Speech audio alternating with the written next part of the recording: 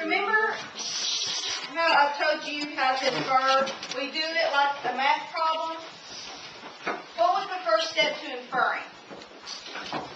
Raise your hand so I know who looks at it. Remember, you add this to this and you get inferring. What was the first thing that you do? You add your life experiences to the reading. Okay, so the first step was you take what you read And what you know. and you add what you know.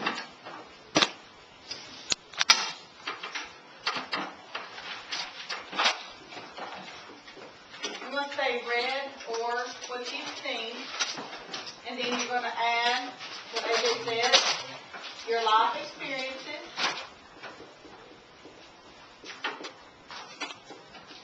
But you know the words, it's like your background knowledge.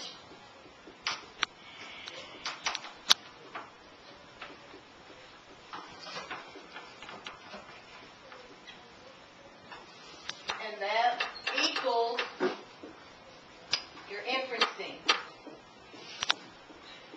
Which would you like infer, inference? What's another word for inferencing? In other words, you're doing what? Predicting. Guessing. Guessing.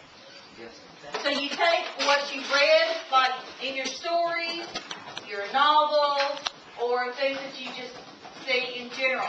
You add your life experiences, your background knowledge, your schema, and then you're making a guess of what you think is being said. So in other words, inferencing is like reading between the lines. You're not always going to get exactly all the information that you need to infer.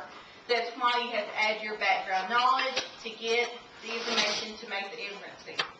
Okay, remember the example I gave you? Say you're at the airport, you see this tall group of girls, they're dressed in athletic attire, and what can you infer based on what you've seen, your background knowledge? What do you think they might be? Okay, more likely they are a traveling basketball team. Okay, let me give you another example. You're going to have to listen because I didn't make copies for y'all to read right now. Okay, raise your hand if you think you know what the correct inference is. The kids were allowed to be here without their parents, but they were told to whisper 3 times by different adults. The place was big, cool, and quiet. Computers were set up by the information desk so people could find exactly what they needed or use the internet for research. The kids looked at some magazines, listened to some CDs, read a few short books, and then saw a short puppet show. Where are they? Zach? I don't know now. I know. Library? Yes, a library. Okay, what was some of your background knowledge? A lot of experience to know that that's where they were. The computers with information. Computers with information. Tanner? Getting told to whisper. Yes, being told to whisper, being shushed. Anything else kind of make you think? The books that they said they The read. magazine. Right. Okay, Zach, what made you think, well, maybe it wasn't a library. What kind of threw you off? The puppet show. The puppet show, okay. Why? Uh, Okay, good job. One more. See if you can guess the inference on this one. Frankie could hear the people's screams from a long distance. She could hear terror and excitement in the screams. The sound of the screams occurred intermittently. A brief moment of silence would be followed by a full force of screams. Frankie could hear what she thought might be the rattle of chains. Jeffrey?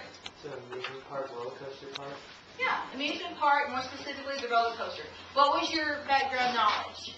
Well, the chains is the ride going up, and then the scream followed by silences. Every time they go up the hills, they're quiet, and every time they go down, they scream. Exactly. Yeah. Could it be a playhouse though? It Because could. if you're going in there because you're quiet and then when something pops out you then you scream and then the chains could be like you guys. Right.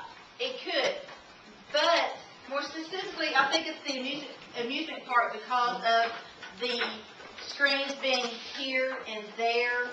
In the haunted house, you more than likely will hear screams pretty much, or at least like a low roar of screams all throughout the house.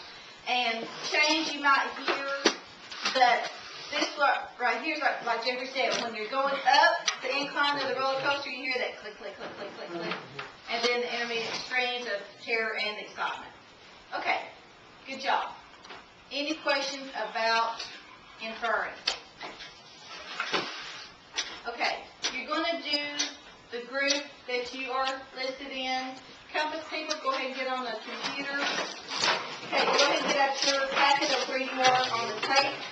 Before beginning, I'll come get y'all the book. Okay, benchmark people, I've got papers for you on this sheet right here, which is making differences. Don't do number 2, don't do number 3, because those are the ones that I did for you as a group. Okay, so you're going to do number 1, number 4, number 5. And for number 1, you're going to do one of these. Number 4, you're going to do one of these. Number 5. That's why you got 3. Okay?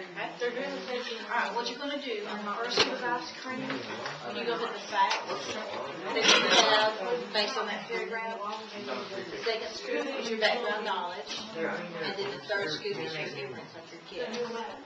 So it's just like we did orally, but you just go click on paper. Okay? I would do it independently because you're all going to have different background knowledge. So I would do it independently. Okay, I'll go up there. Okay, so on the back is your prefix review. Okay, stop it with me. What you're going to do, for each one, you're going to get one of these. Okay, so what you're going to do, so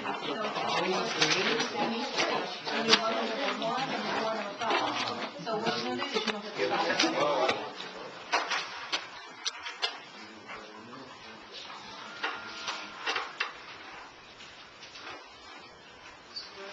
Yes, I go to my mom. I want you to know these.